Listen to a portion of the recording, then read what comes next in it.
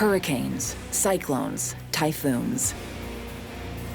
These are just different names used around the world for the tropical storms that generate winds over 118 kilometers per hour.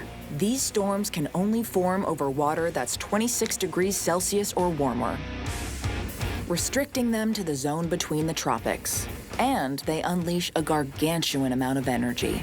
I think this is a very scary storm, even for people who've been in a lot of storms. With winds that exceed 150 kilometers per hour, and rainfall so heavy it can deluge entire regions with as much as 1 meter per day, the average hurricane releases enough energy to power the entire world for months. These are some of the most intense, destructive, and deadly weather events on the planet. To determine the #1 storm event, we'll look at all aspects of these megastorms. These include their size, speed, and power, as well as the human and financial costs. We'll also consider some of their surprising after effects. So, as the storm clouds gather, let's have a look at number 10 on our list. At number 10, we have a cyclone that rocked the state of Florida in 1992. Hurricane Andrew. Like all tropical cyclones, Andrew began when the air over warm water rose rapidly, pushing cooler air downward and forming cyclonic winds. Then, as the developing storm neared the warm waters of the Bahamas, it suddenly gained strength. Then, in a little over 24 hours, it escalated to the strongest hurricane status, Category 5. After leaving a trail of destruction across several islands in the Bahamas, Andrew made landfall in South Florida, where it would do the majority of its damage. From Hurricane Andrew is now up to 8. 60%. Florida is used to hurricanes. In fact, 88% of all hurricanes that land in the U.S. strike either Florida or Texas. So what made Andrew stand apart from all the others? One word: carnage. It's about 8:30, and we're going to tell you that parts of Ocean Drive are basically impassable. It's not a good idea to get out here at this hour. Winds reached an incredible 280 kilometers per hour, destroying everything in their path.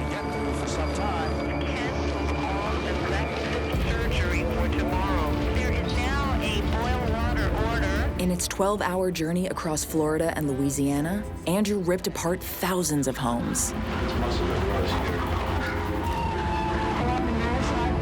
Even the strongest buildings could not withstand the power of the cyclone. Even worse was in store for thousands of Floridians who lived in mobile homes. Mobile homes that were in Andrew's path didn't stand a chance, reduced to splinters. Thousands of families lost everything. It's estimated that 25,000 people permanently left Florida. Hurricanes are indiscriminate, though, so nature itself was also punished. In the Everglades, 30,000 hectares of trees were felled, making the landscape unrecognizable and changing an entire ecosystem for a generation. In Louisiana, the bayou suffered terribly. Nearly 200 million freshwater fish were killed, and 15,000 boats were destroyed. Some businesses would never recover. You don't have to have your home destroyed to lose everything. Fortunately, hurricanes can't travel far once they move inland. They're powered by the warm water of the sea, so once they lose access to their ocean fuel, all they're doing is losing vast amounts of energy. But that fact alone doesn't make inland areas safe. In a deadly twist, Andrew caused even more death and devastation when it spawned more than 60 powerful tornadoes that tore through neighboring states. Baptist Hospital, where the victims of Hurricane Andrew are just coming by the dozens. During the time that we were there were 50 people crowded into the emergency. By the time Andrew and all its offshoots had exhausted their energy, 65 people were dead. At the time, experts assessed the damage at $25 billion, the equivalent of $55 billion today. Hurricane Andrew is still considered one of the most destructive hurricanes in U.S. history.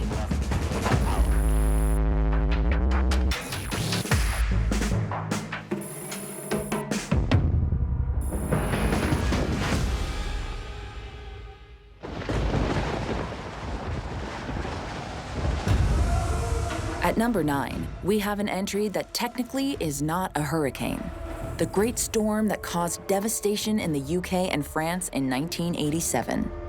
Because of the warm water and steady winds required to form tropical storms, it's very rare for them to ever make landfall as far north as Europe. But subtropical storms can bring hurricane-force winds.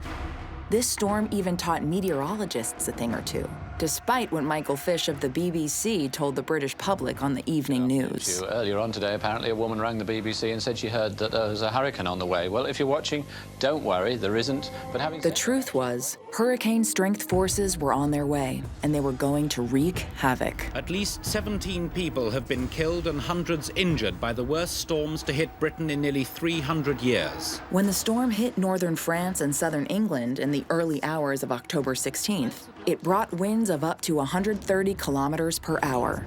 That was the strength of a Category 3 hurricane. This kind of storm only strikes once every 200 years. These once in every 200-year winds were caused by an undiscovered at the time phenomenon called a sting jet. A sting jet happens when very cold air falls into a storm front and adds power. And on this occasion, lots of power. Thousands of buildings were damaged, ships were wrecked in harbors, and more than 15 million trees were uprooted. A figure so high it shook confidence in the global timber market. There was chaos everywhere you looked. En 24 heures, la tempête a littéralement balayé tout l'ouest de la France. Fortunately, the storm hit in the middle of the night, when most people are safe at home. Zone entièrement dévastée, arbres et As a toitures result, arrachées, the loss of life was relatively low. Only 18 killed in the UK and 22 in France. But that was the only good timing the storm demonstrated. Britain woke up to a crippled transport network. Millions couldn't go to work, and as a result, the London Stock Exchange closed early. Ordinarily, that would be an inconvenience rather than a problem. But on this occasion, the New York Stock Exchange was in the middle of an historic plummet.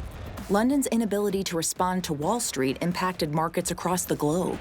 London was unable to react until its market reopened the following Monday. That day became known as Black Monday. Over the days following the storm, more than $4 trillion was wiped from exchanges around the world. Millions were left bankrupt. But experts say it's not going to be confined to... Would that have happened if the Great Storm hadn't struck? It's impossible to say. But if we attribute any of Black Monday to the Great Storm, that would make it far and away the most costly storm in human history.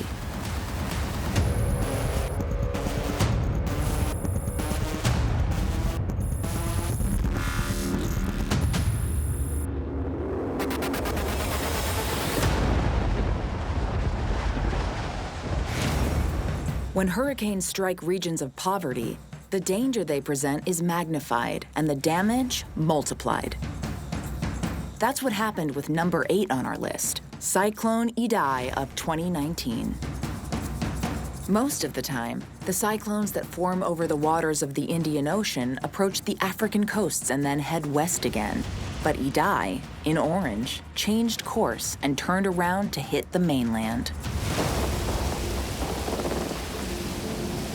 For 2 weeks in March of 2019, the tropical storm that became Cyclone Edai terrorized Mozambique, Zimbabwe, and Malawi in Southeast Africa. Though its winds of 190 kilometers per hour were much weaker than those of Hurricane Andrew. In the Mozambique port city of Beira, across the region, hundreds of thousands of homes were destroyed, and millions were left homeless. There were more than 1,000 people killed, many by flying debris from these ramshackle houses. These figures could actually be far greater, as they're impossible to verify. The homes were handmade, and the records were incomplete. However, the worst damage was caused by floodwaters. Southern Africa was in drought, and such dry ground is prone to flooding.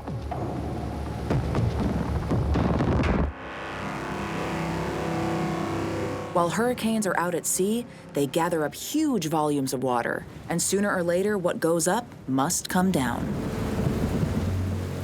The rain is making Chisonet's job that much harder.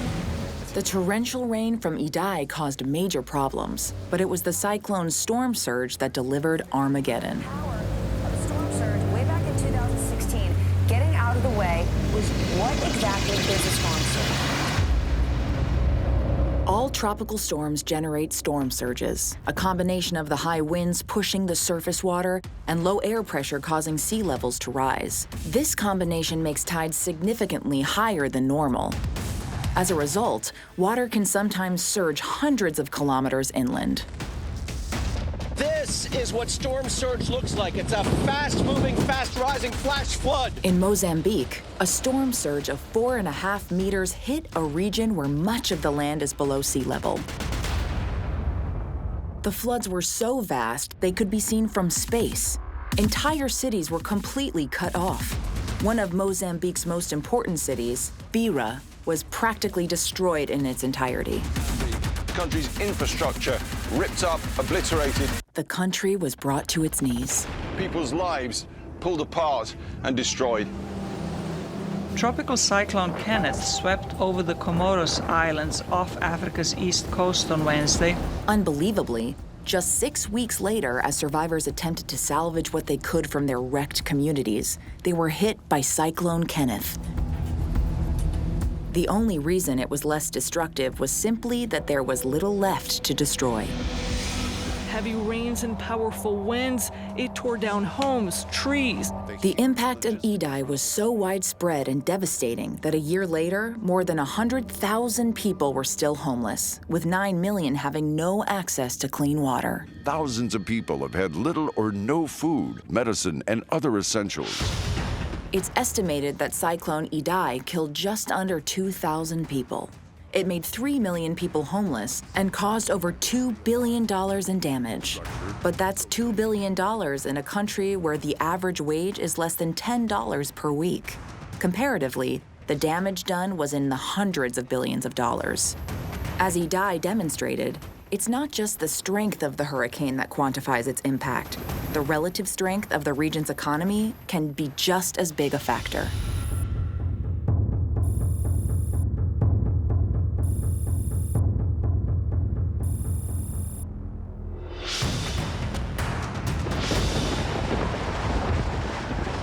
Right now, it is the worst that I have seen.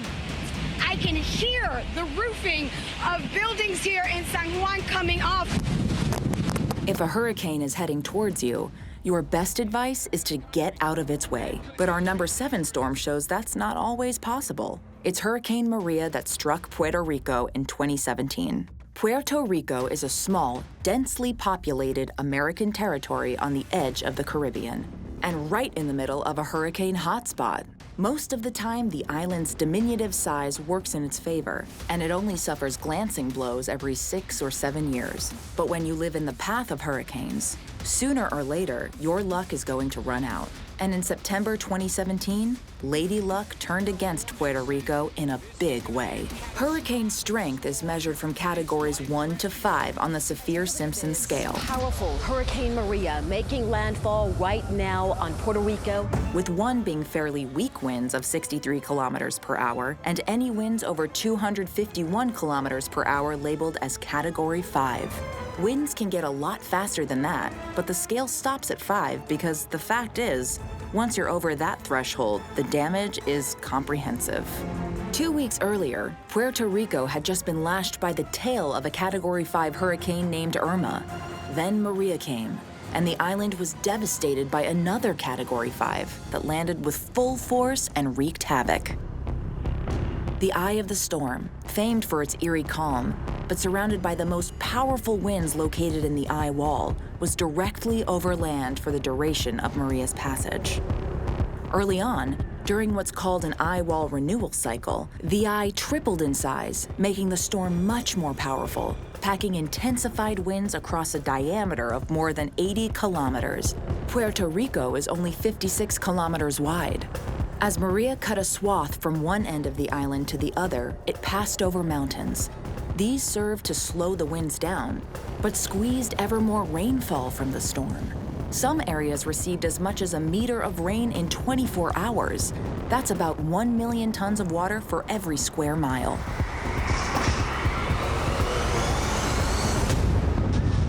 That's the equivalent of an Olympic-sized swimming pool being emptied onto an area the size of New York's Central Park every 90 seconds for an entire day.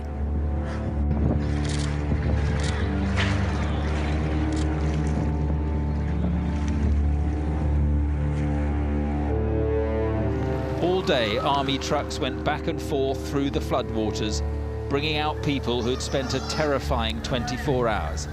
First in the storm, then in the floods, and then waiting for help to come. Streams were instantly transformed into rivers, and what were once roads and town squares quickly became lakes.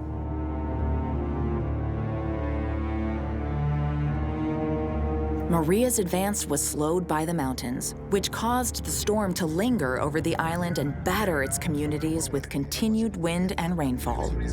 By the time the storm had moved on, nearly every one of the 3.4 million residents felt its impact. And this is why, in this neighborhood near the capital, everything is gone. The neighboring island of the Dominican Republic declared that they had lost everything money could buy. In fact, every house on the island was damaged, and all their crops destroyed. The damage was assessed at over twice as much as the tiny nation's entire GDP. It forced them to change the entire basis of their economy. The entire country has been reduced to a debris field.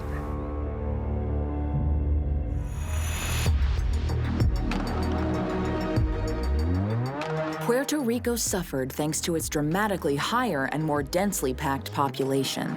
Over 3,000 were killed, and it was many months before electricity and communications were fully restored. The damage was put conservatively at $90 billion.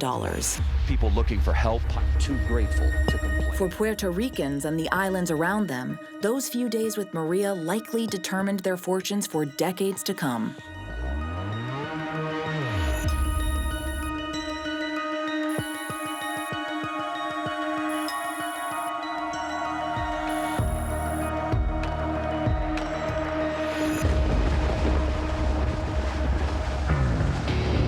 To get an idea of what the future might hold for Puerto Rico, we need only look at the countries of Honduras and Nicaragua, who were hit by our number 6 storm in 1998, Hurricane Mitch. Central America is one of the world's most impoverished regions, and Honduras, one of its poorest countries. If it was subjected to a direct hit by a hurricane, it was always going to be bad. But Hurricane Mitch was catastrophic. Formed in the heart of the Caribbean, Mitch is a monster. While approaching Central America, it had an eye 30 kilometers in diameter and was more than 80 kilometers wide. It was a Category 5 storm, with winds topping out at 300 kilometers per hour. Clearly, wherever this superstorm made landfall, serious trouble would follow. Then suddenly, it slowed down. By the time Mitch hit Honduras, its winds had slowed to Category 2 status, and it seemed like disaster might be averted. But that was before the rain started.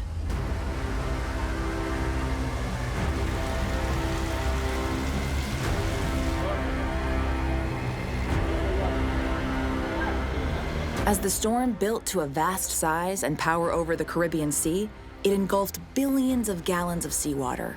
As it slowed down, it could no longer hold the water. The rain that followed was inevitable. The deluge lasted for 3 full days. Over those 3 days, the highest official measure of rain in some regions was reported to be 2 meters of rain per day.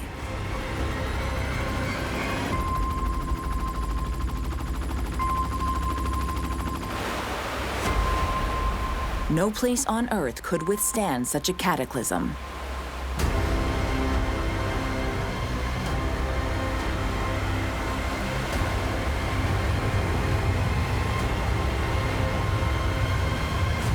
That's what faced the inhabitants of Honduras and neighboring Nicaragua.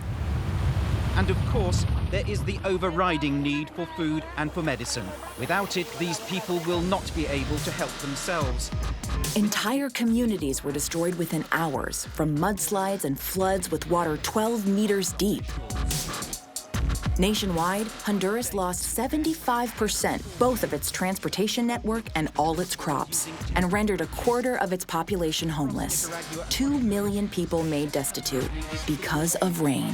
Villages where entire homes and families are no more. President Flores, who had been overseeing a growing economy, claimed that this single storm had cost his country 50 years of progress. Hurricanes can simultaneously wipe away history and devastate the future. Despite the storm's relatively weak wind speeds, over 11,000 people in Honduras and Nicaragua were killed, and as many were listed as missing. Hurricane Mitch became the deadliest Atlantic hurricane in over 200 years. The damage to property and infrastructure ran to the billions. But when a nation's entire economy is pulverized by an event like this, it's impossible to put a true figure on the economic consequences. 25 years later, those countries are still suffering the after effects of Mitch.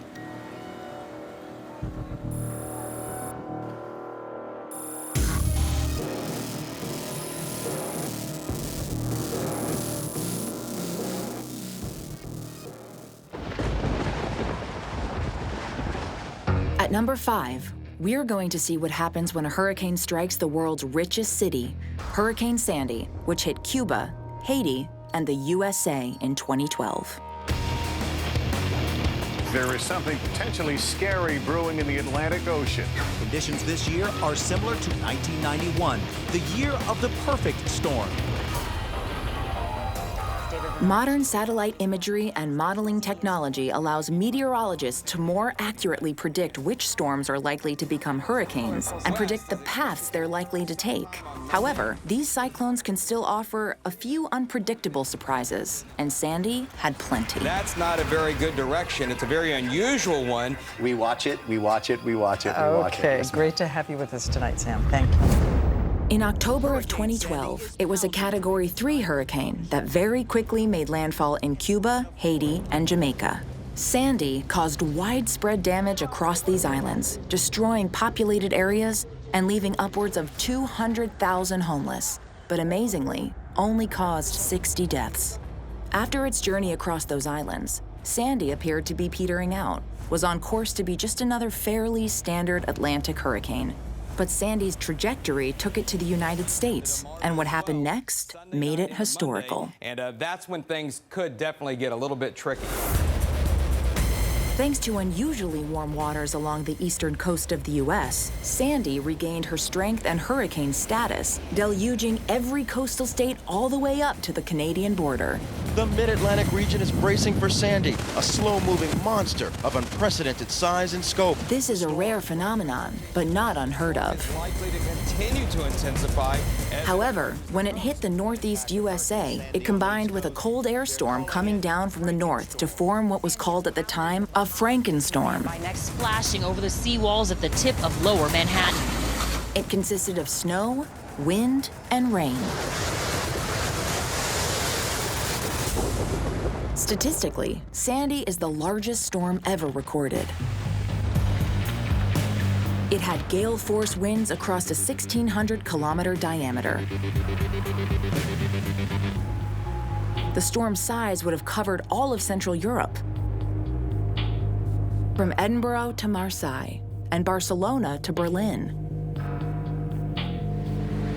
A storm with such power and fury could only be fatal.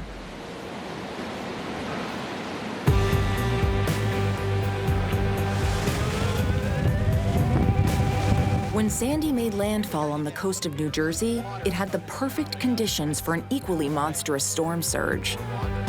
Landfall occurred at night, during the high tide, and during a full moon, which makes it the highest of high tides. It had never been this high before. The storm surge was measured at 5 meters and carried a remarkable 800 kilometers inland.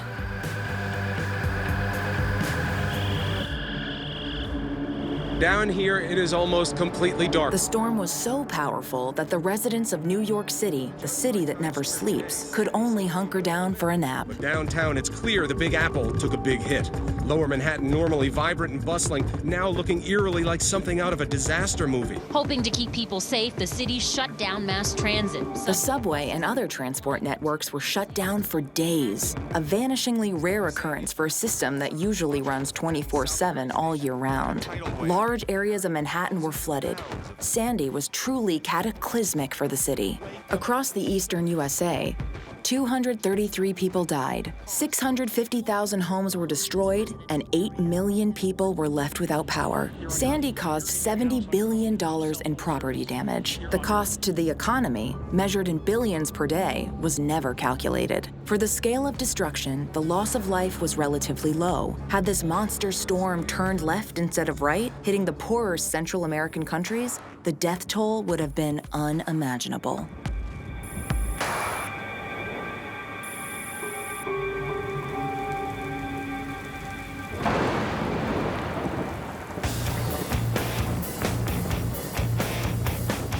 Cyclone recording keeping started in 957 AD. Since then, over 12,000 cyclones since have been recorded. Most of those didn't make this list, but there are a few notable storms that came close. These are the record breakers.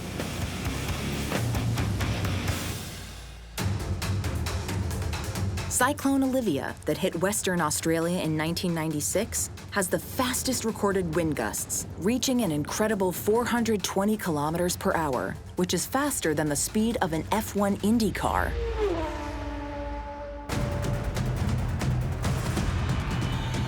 In 2013, Super Typhoon Haiyan devastated the Philippines.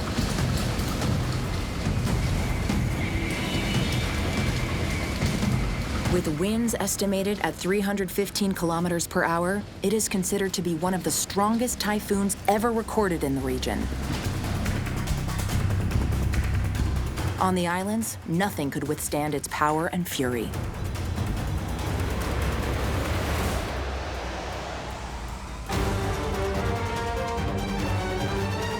Cyclone Hyacinth submerged Reunion Island in 1980. Il pleut à verse sur le département. Over a 2-week period, it dropped 6 meters of rain, which was more than Maria, Mitch, and Nina combined. Car Hyacinthe l'imprévisible.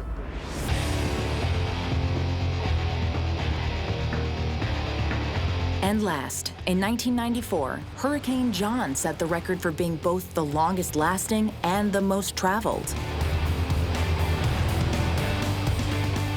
John traveled from Africa to Central America, crossed over into the Pacific, and then traveled far enough west to be classified as a typhoon. Hurricane John lasted for an incredible 31 days and traveled 13,000 kilometers, all of it at sea. These are terrifying statistics, but the scariest part is that all these records will almost certainly be broken.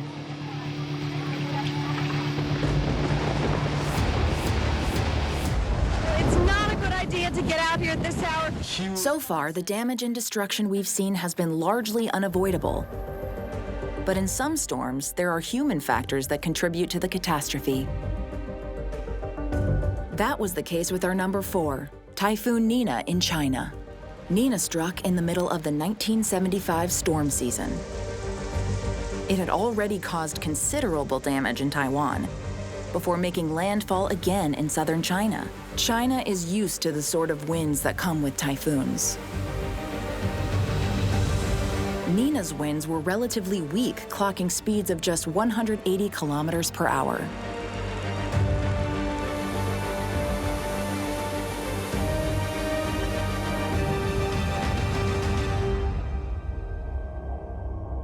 The province of Henan was totally devastated.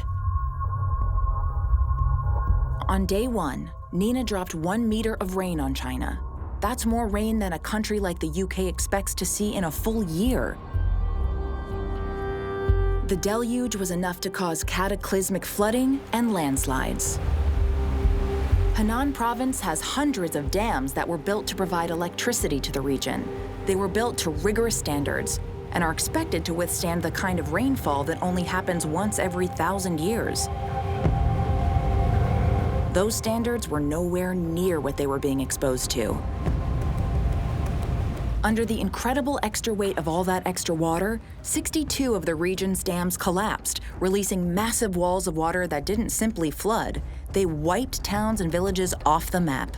12,000 square kilometers of land, an area the size of Hawaii, was inundated with water. More than 30 cities were completely flooded and cut off from the rest of the world.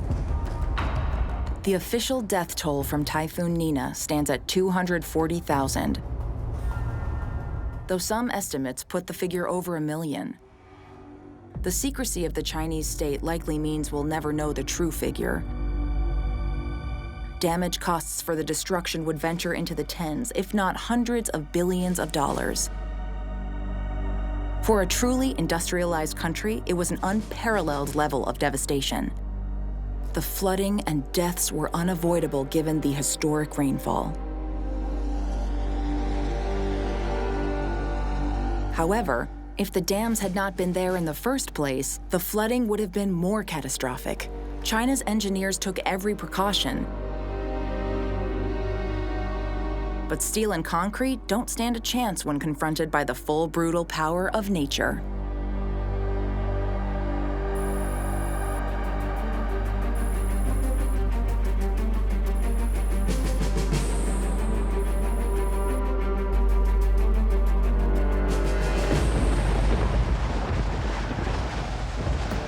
If Typhoon Nenina showed unavoidable human failures, our number 3 demonstrates the damage that sheer negligence can cause. It's Cyclone Nargis from 2008.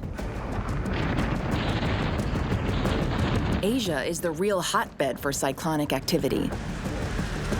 The warm waters of the Indian and Pacific Oceans and the near year-round warm air means that these areas are on constant alert for the next typhoon or cyclone. At least most countries are. When Cyclone Nargis formed in the Indian Ocean in April 2008, right at the very start of the region's storm season, Indian authorities warned all their neighbors to pay close attention. Most countries did. Indian fishermen moored their boats. Bangladeshi rice farmers hurriedly harvested for fear of food shortages. However, Myanmar's military rulers did nothing, and thousands of their citizens would pay the price.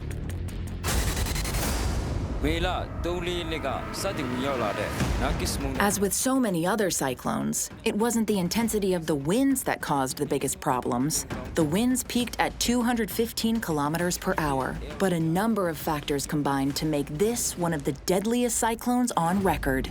On the 2nd of May, Nargis made landfall near enough to the Irrawaddy Delta to cause a massive storm surge over 5 meters high. The water raced up and over the densely populated riverbanks and islands and traveled 50 kilometers upriver. The damage was cataclysmic. 95% of all buildings in the area were destroyed, and 90,000 people were killed. The United Nations says it has made a formal offer to send in assistance, but the ruling military junta has not responded. Additionally, 50,000 people from the area were declared missing and never found. Once the number of dead or missing reached 140,000 people, the authorities allegedly stopped counting.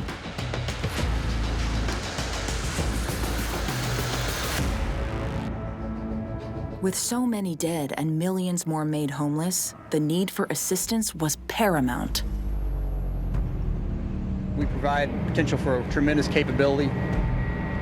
We stood ready, we were well trained, we were well briefed, and ready to execute at a moment's notice. But the isolated junta resisted almost all outside offers of help. Channel 4 News has obtained these new images of the desperation in Laputa, one of the most devastated areas of the Delta. An already bleak situation was becoming worse as overrun sewage systems burst and destroyed all the crops on the Delta. Already without shelter, the survivors were now without food or clean water. After 2 long weeks, Myanmar's leaders finally allowed foreign assistance to enter the country, only to be thwarted by a massive earthquake in the southern area of China called Sichuan. The quake destroyed much of the area's roads and delayed valuable help even further.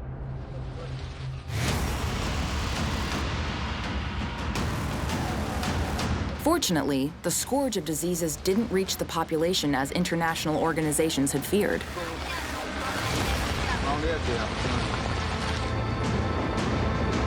The strength of the storm surge and the poverty of the region meant that death and destruction on a large scale was almost inevitable.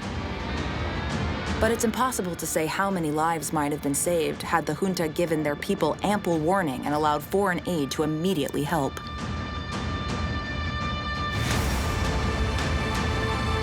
Today, the official death toll of 138,000 makes it one of the deadliest cyclones on record. But there can be no doubt that the true figure is far higher.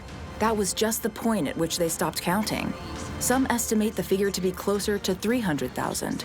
Cyclones rarely need help from people to wreak havoc.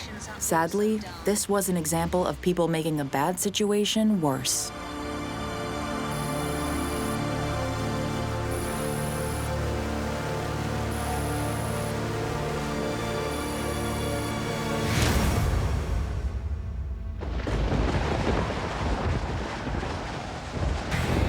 Even the richest countries on Earth can take nature's fury and make it worse. We present number 2 on our list from 2005, Hurricane Katrina. Water's coming in the room through the air conditioning vent. Katrina was the most famous and most filmed hurricane of all time. Jim Reed and myself were in Gulfport. Ironically, it wasn't the most powerful, most destructive, or most deadly hurricane to ever strike the United States. Katrina looked like a tropical storm that was fizzling out as it approached the Gulf of Mexico in August 2005. Then, favorable conditions saw it rapidly gain strength until it became a Category 5 storm with wind speeds of 280 kilometers per hour. Katrina suddenly and unexpectedly turned and headed towards the USA's Gulf Coast. Though the hurricane was downgraded to a Category 3, the authorities were quick to act. Every person is hereby ordered to immediately evacuate the city of New Orleans. A rarely seen mandatory evacuation order was issued in New Orleans, with those who chose to remain being warned to write their names and social security numbers on their thigh in permanent markers so authorities could identify their bodies. I wish I had better news, but we are facing a storm that many fear.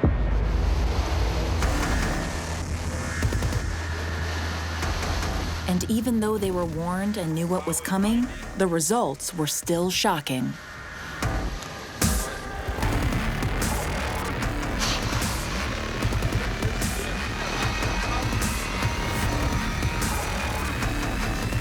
We got a car that's getting ready to come right in the lobby now.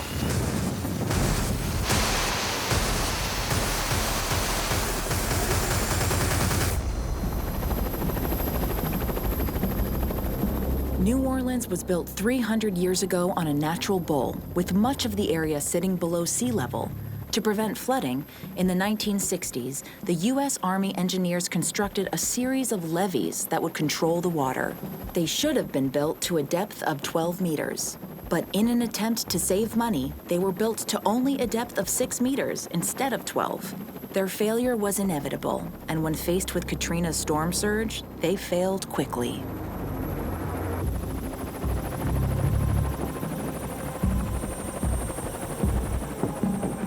In a matter of hours, 80% of New Orleans ended up under as much as 3 meters of water.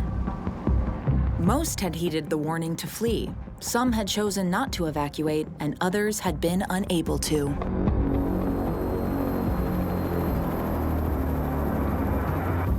We learned that completely evacuating a large city is a monumental challenge. Tens of thousands were left stranded in a flooded and abandoned city. The media broadcast live coverage to the world of the struggles of survivors, bringing the power of hurricanes into stark focus. This was a storm strong enough to bring a superpower country to its knees. Survivors huddled on whatever higher ground they could find. Some used overpasses, some used rooftops, and thousands gathered in the city's Superdome football stadium, which became hell on earth. They've taken hours after hours to get here. We've been waiting hours. It's stinking out here. It's just disgusting and frustrating. And we are human beings, and they're treating us like we're criminals. Violence erupted, and there wasn't enough security to stop it. We had rape victims, we had assault victims. It's just hard for me to believe that this is America. All right, so people here feeling scared about what this night's going to bring and feeling neglected by their government officials. The rescue effort for the desperate began in earnest. In truth, it was part rescue and part salvage. Rescuers used boats to go from door to door in the submerged wards that housed the largely poor and black population of the city. The walls of the searched houses would be marked with details of who had searched them and when, and if bodies or survivors were found. Though some mistakes were made. Many of these markings remain to this day, a stark reminder of one of the darkest points in recent American history.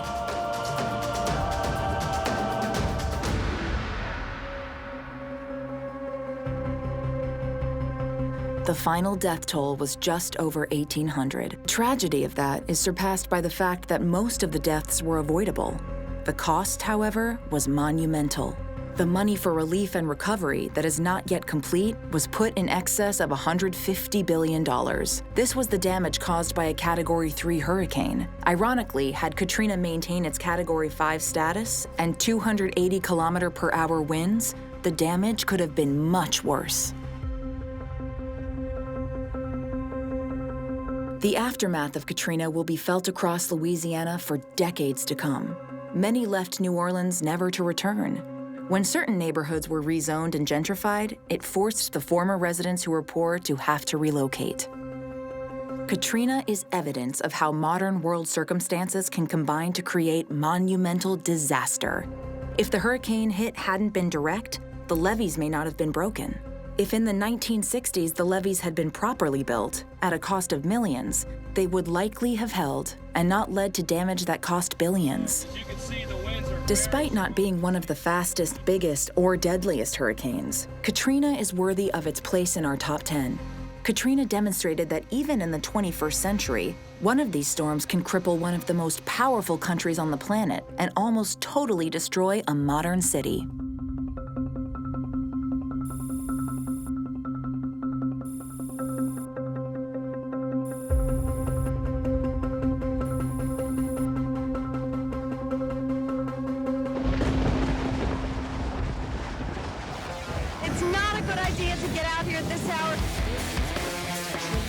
At number 1, we have a cyclone that combines all the ingredients we've seen across the rest of the top 10. It was a perfect storm that led to one of the greatest human disasters of the modern world. It's the Bola cyclone of 1970. Bola was born in the North Indian Ocean and fluctuated between being a Category 1 and Category 3 storm as it moved its way through the Bay of Bengal and up towards Bangladesh. That area was called East Pakistan. The storm was strong, but by no means the most powerful cyclone of the year. Authorities were able to track it and had a good idea of where it was going to make landfall, but the government had closed the radio warning system, which meant that millions of people would get no warning.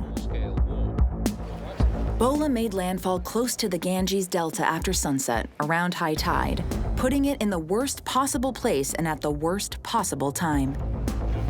The densely populated, low-lying islands of the Delta were filled with hand-built shelters comprised of bamboo, palm fronds, and sheet metal. The dwellings offered no resistance to massive 6-meter surges. A wall of water the height of a 2-story house arrived without any warning and in the dark. It would have been as terrifying as it was remorseless. Entire islands were wiped clean of crops, livestock, and houses. Tens of thousands of people were washed out to sea, never to be found. Across the region, everything was battered by strong winds, accompanied by flooding and mudslides.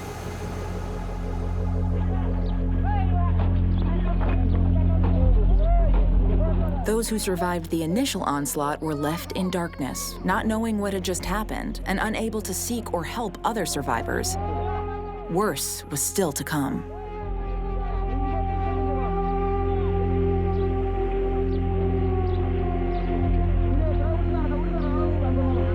As the bloated corpses of tens of thousands of victims and farm animals polluted the water supply, cholera and typhoid spread, causing even more death.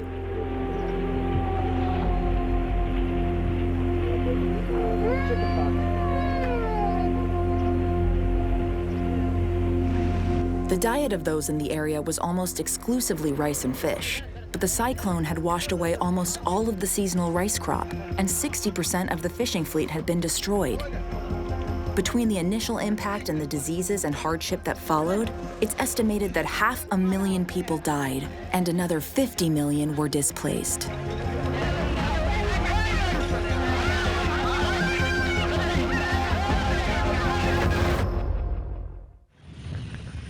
Those numbers are hard to comprehend. Even for an area used to devastating floods and powerful cyclones, the scale of Bola was unprecedented. Some estimates say 85% of homes in the area were badly damaged or destroyed.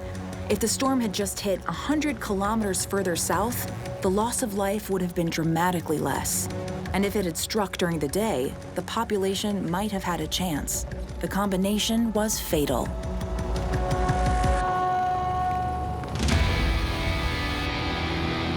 Measuring only for its wind speed of 200 kilometers per hour, Bola is one of the less powerful cyclones on this list. It was less than half the size of Sandy.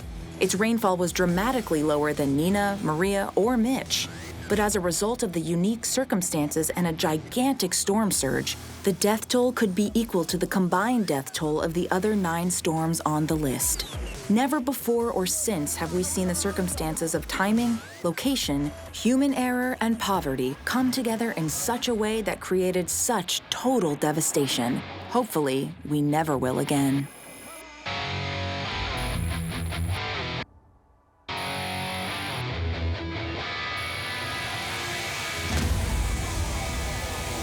It's about 8:30, and we're going to tell you that parts of Ocean Drive are basically impassable. It's not huge lights that have tumbled down. Most of us are fortunate enough to have never encountered the formidable power of these tropical cyclones.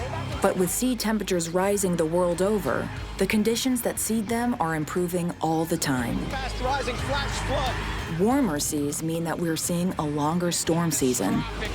Thus, stronger cyclones that stay strong longer are being produced. More storms means more time over land and more destruction. The 10 hurricanes we've seen here tonight could just be the beginning.